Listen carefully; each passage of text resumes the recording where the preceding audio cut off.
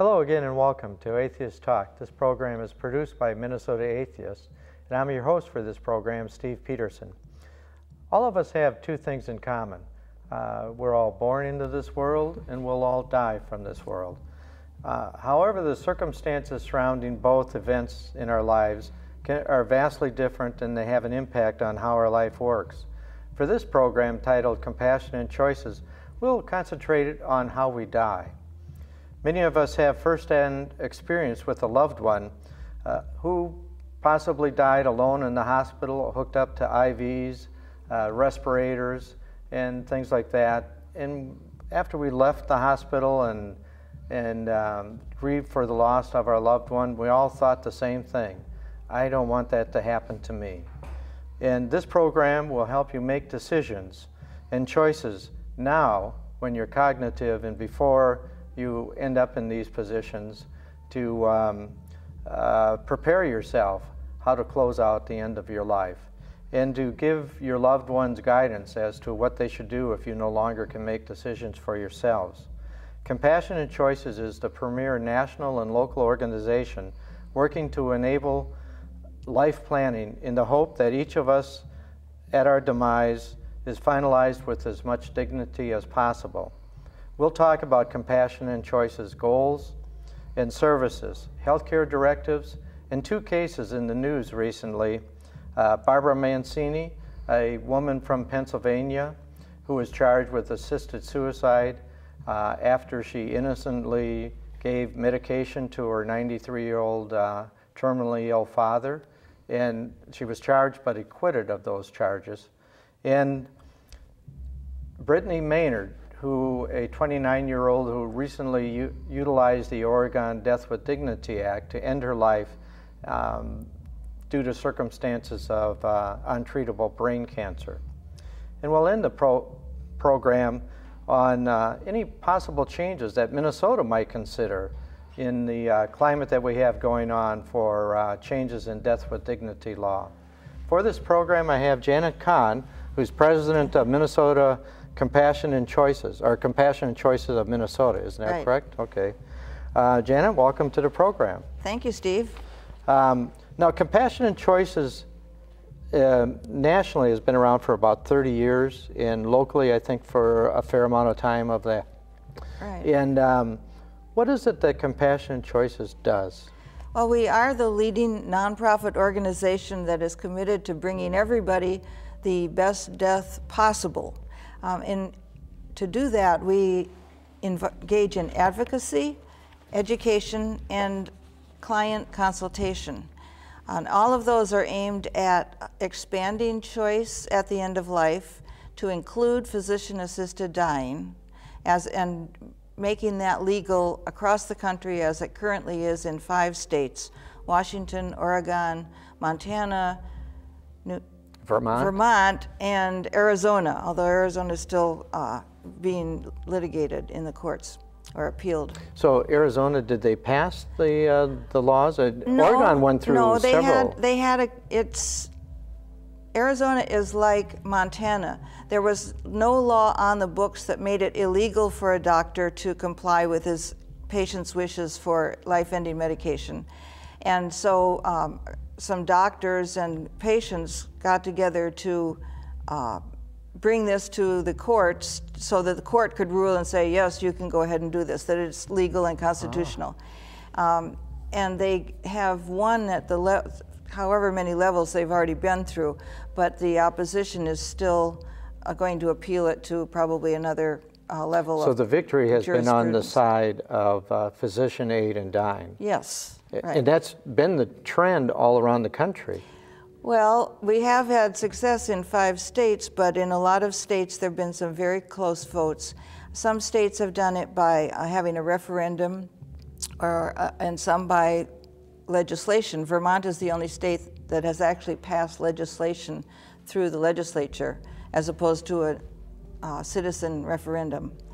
And then the other way is to do it through the courts. But there have been a lot of close calls where there's been a strong campaign, but the opposition has come out very strongly, and even though initially when they did polls, the citizens said, oh yeah, we agree with this idea of aid in dying, but the opposition manages to scare everybody, and the margins turn out to be narrowly against when the California vote is the #1 place that's happened. And in the East Coast too, that's happened. But all of those states are keeping it up. In Vermont, it took them 12 years to get the legislation even out of the committee.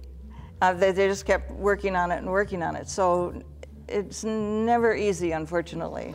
There was a senator from Vermont that recently spoke at the Minnesota Bioethics Committee, and we were both attended it. Listening to the process was really quite interesting of how, because the one chair of the committee was opposed to it, but they found a way around it, and they listened to enough different concerns that they were able to individually take care of concerns one at a time to get it passed. So 12 years was the total time of the process. And so part of it was getting a different head of the committee, because in legislatures, the committee chair can control what's going to be discussed and what's going to be brought to the floor for a vote. And so they finally found somebody who said, you know, there was a turnover, and the person said he wouldn't oppose it going to the floor.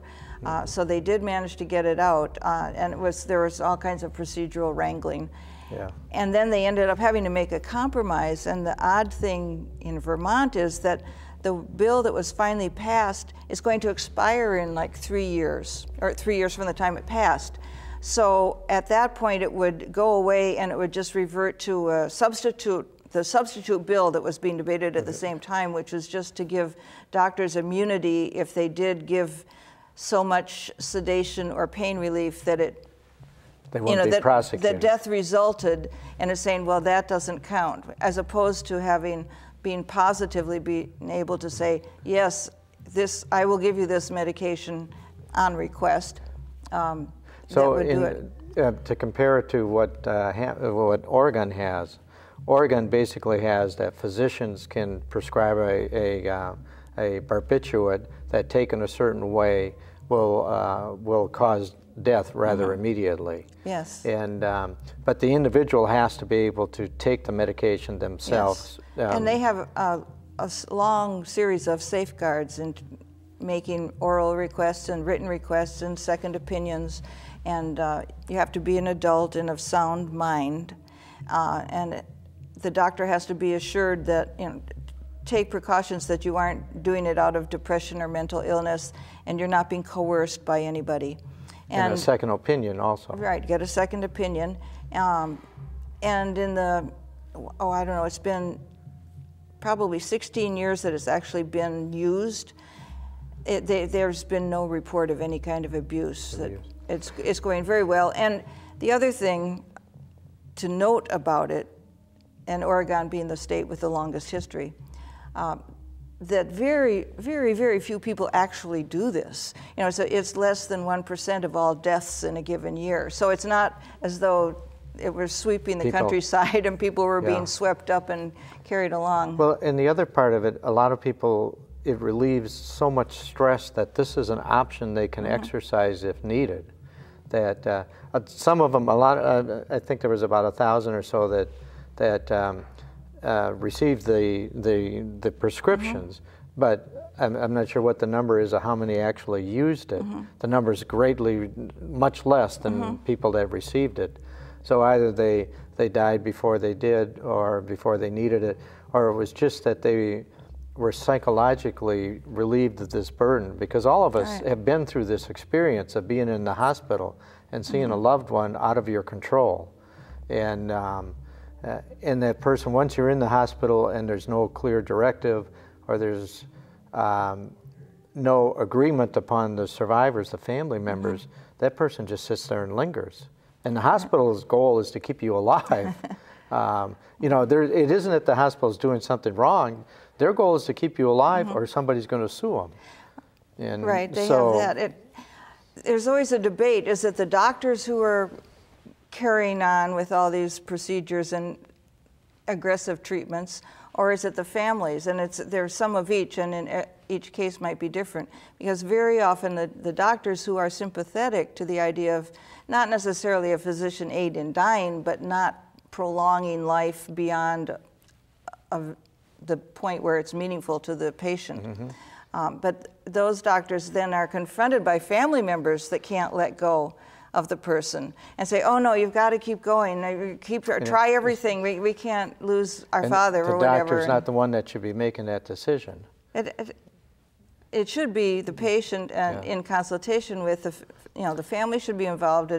It's a lot easier when the family has been part of the decision. So Compassionate Choices, they have a 1-800 advice line. What kind of things would they do? I know there's a 6-point, when you go to their website, there's a kind of like a 6-point thing of what their goals are. Right. But what's something that would happen for, if somebody was saying, well, gee, I'm concerned what might happen for myself. Will the 1-800 person that they call, the consultant, would they give advice on how to deal with the doctors or your family members? That's part of it.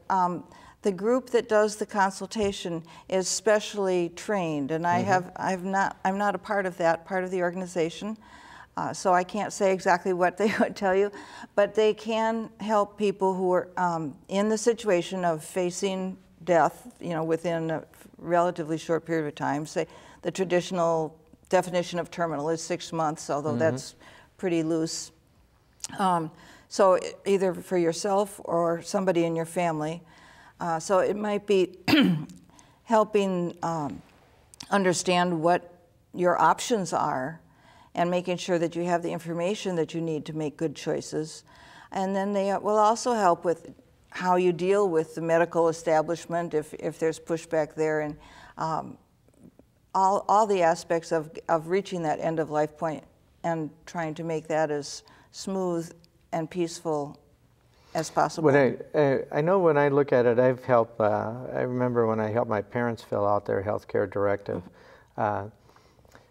there was always this superstition that surrounds so many people, and they go, well, if I fill this out, I'll probably die. Well, I think you're going to die anyway. You're going to die anyway. We are all going to die anyway. Yes. But they get this idea that if you sit and talk about it, that they get all worried about it and things. Whereas once you really get into the process, you realize that most of the questions you're going to be asked, that you're looking at, are pretty basic questions that everybody's talked about one time or another.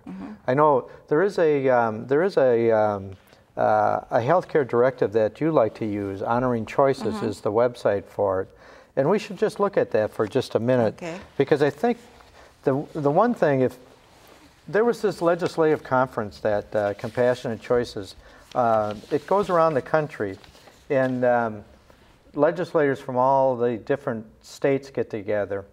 And I helped staff the booth for Compassionate Choices. And legislator after legislator came by and said, oh, we passed healthcare directives in my state. And I would ask them, did you fill one out? And even they hadn't filled them out. So we know that many people here.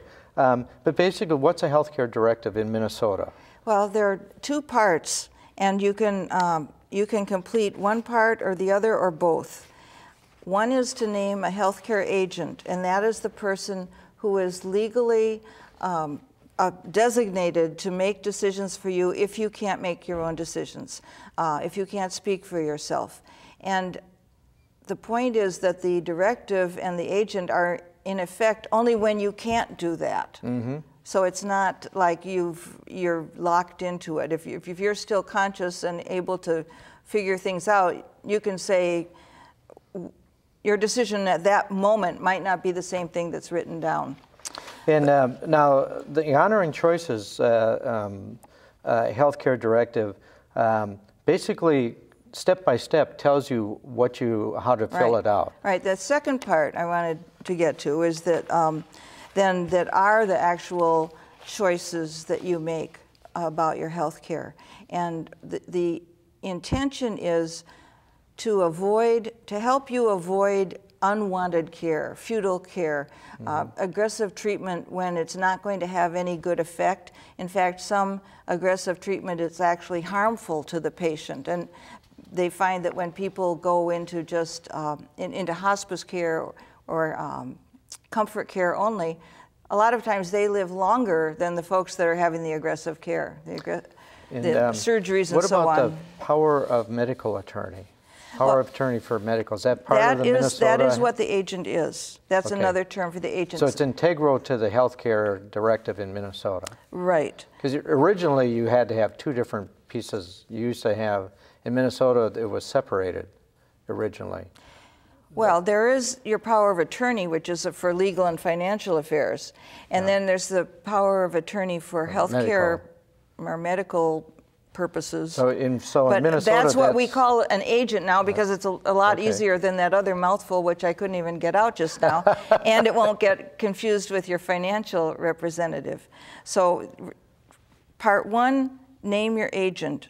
And part two, what it is that you want. Now, you, as I say, you could just fill out the agent part or just fill out the care part, but both, of course, would be better. But they have, Honoring Choices has found that especially with younger people who are not in a serious health situation, you know, like the people that say, well, why, I know, of course, I haven't filled it out, you know, why would I do that?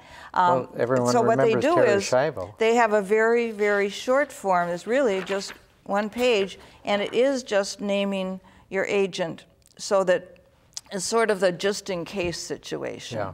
And then you can optionally put down anything you want in terms of your views about, no, I don't want to be kept alive when there's no chance of recovery, that kind of thing.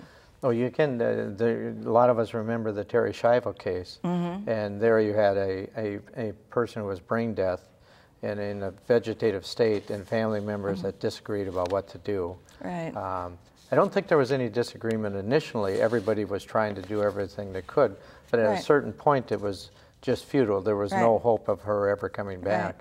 And there was no advanced directive figured out, done, no short form even. So it wasn't clear who gets to make the decision. And the United States Congress got involved. If you really want Congress involved, well, don't do anything at all. Now, what impressed me about the long form was that it was very, they just put the choices almost like multiple choice. There really wasn't anything, even the part about CPR, and they give you three different options on it. One option is the middle one. I want CPR attempted if my heart or breathing stops based on my current state of health. However, in the future, if my health changes, for example, I might want something different. And it gives some direction to it. Right. They've, over the years that this has been in effect and the Honoring Choices has been working, they've gradually refined and refined the form because they want to make it easy and simple and consistent. There are people who say that they have 20 or 40 page directives that they try to cover every possible event, and that's just not reasonable. Nobody's going to read it.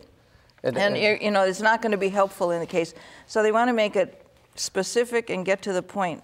So the latest version brings up front the whole thing of cardiopulmonary resuscitation, CPR. And you might say, and this is, as they say, it's based on where I am now. So if my heart stops, yes, I want you to try to restart it. Or I do, unless I'm in one of these situations where there's no hope of useful, recovery. That my long-term survival is very unlikely. And then the third thing is, I don't want CPR anyway, which a person might say if they were, say you were a frail 90-year-old.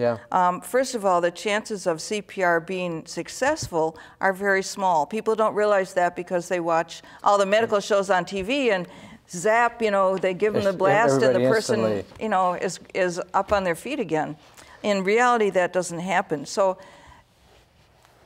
if you were in that, the elderly, frail situation, it probably wouldn't be even useful to do it.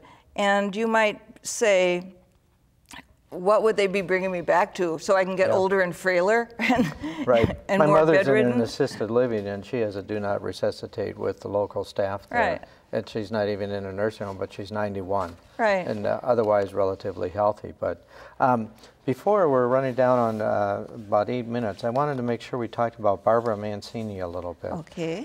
Tell us what Barbara Mancini was. A woman who was a nurse by trade, she was but a her nurse. father is elderly, 93 years old, and in frail health, terminally ill, and she was charged with assisting suicide. Right. What did she do? She was taking care of him. He was under hospice care, which means there'd be a nurse who would come in, I guess, periodically. I don't think he had 24-hour care. And he had a prescription for liquid morphine, which I think he could self-administer as he needed it for pain relief. And at some point, he asked her... And that's pretty standard. Yeah. Well, I'm not that familiar with medical practice, but there wasn't anything unusual about the situation. Yeah. And he asked her to hand him the bottle, and she was bedridden. He was dying of cancer. And so she did, and he opened it and swallowed it. And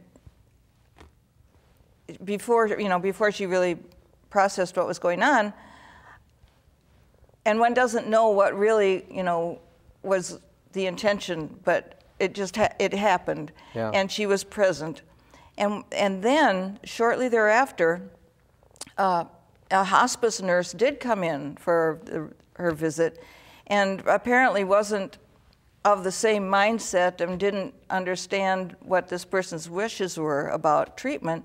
So she rushed him off to the emergency room, and they resuscitated him, which was not what he would have wanted, and is not what was in his directive. His very specific. Against his wishes, and the daughter's trying to speak for him, and they're not paying attention to her. They revived the man, and he lived for 4 more days, I'm sure quite miserable, if he was conscious at all, which is also unlikely. And then he died, and so then they turned around and said, well, she did this on purpose, which no one could prove either way, and they finally, I think, dropped the charges. Yeah, I know a think it came judge to a dismissed trial. it. Yeah, right. The judge just said, you have nothing here. Right, they had nothing, no evidence of anything. I had a brother who died of untreatable cancer, and he was home in hospice care, and he was given liquid morphine and said, whatever your pain is, take what you need. Right. And so to me, it was a pretty standard routine. Yeah, I think so. He died probably 4 or 5 days into it. I don't know if he took it and did a swallow or whatever. I wasn't there when he actually died. But hospice care never even came. They just said when he dies, call the funeral home. Right. And so we never even, but I can't imagine that the hospice would have done. They wrote in big things on the door, do not resuscitate. So if emergency people came, they wrote on the window next to his thing, do not resuscitate. And then they put a little sign on his chest, do not resuscitate. That hospice care, and this was like, 10 years ago. So well, it does give a good lesson that you can make all your plans, but you can have have the best form in the world, but there's more to it than that. You have to have the conversation with your family members so that they're all on board, and with your medical care team. You have to make sure not only do they understand your wishes, but that they will actually agree to honor your wishes. And sometimes you'll run into an organization whose values, usually religious based, are in disagreement with what you want, and they won't honor your choices. And you need to find that out ahead of time to clear that out. When we did this hospice with my brother, the hospice actually came and they wanted all the family members there, and they had their medical staff there who was going to do the treatment. And they went through all those questions. And my brother was cognitive. He could answer them. And they would look directly at him and say, what do you want us to do? It wasn't our answer to answer. He was the patient. It was his to answer. So I was impressed. Now, I don't know. Maybe that was the mistake in the Mancini case. Yeah, well, that one nurse definitely was not on board. Whether she was the exception or whether that was a policy of her agency. I don't know.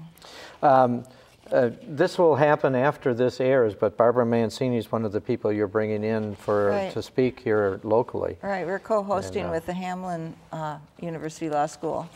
We only have about 3 minutes. Let's talk about Bethany Maynard a little bit. This is a case that everybody out there has probably seen something about. 29 years old. She was recently married, and after she was married, diagnosed with a pretty much an untreatable brain tumor. And they lived in California. They moved to Oregon just in case they needed to utilize the Oregon with dignity. I think they did it quite intentionally, because you do have to be a resident of any of the states that do have legal aid in dying.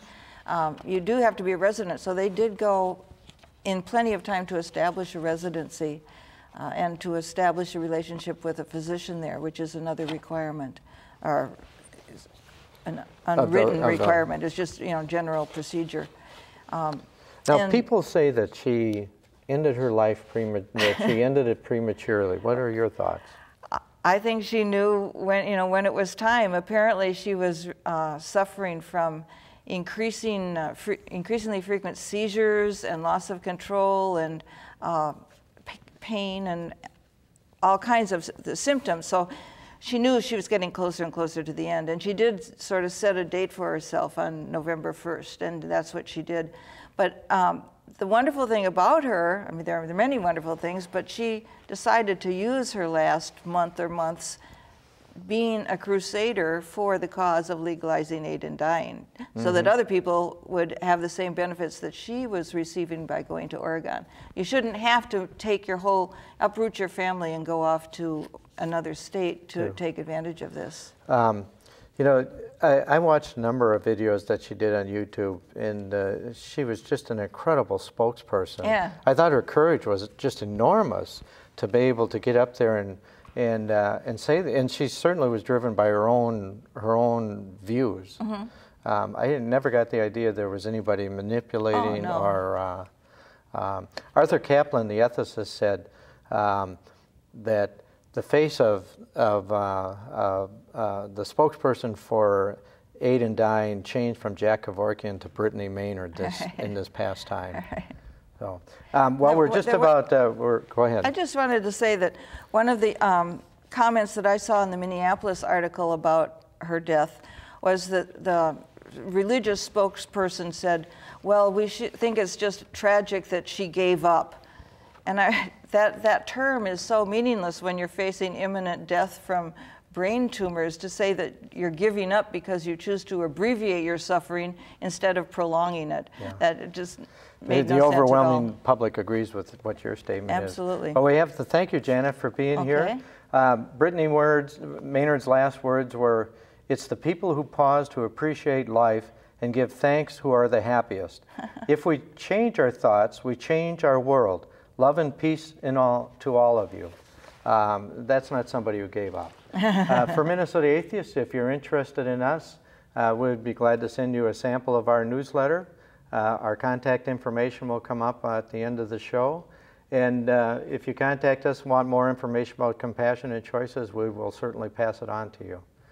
Thank you. Until next time, if you're interested in us, we're interested in you. Are you done?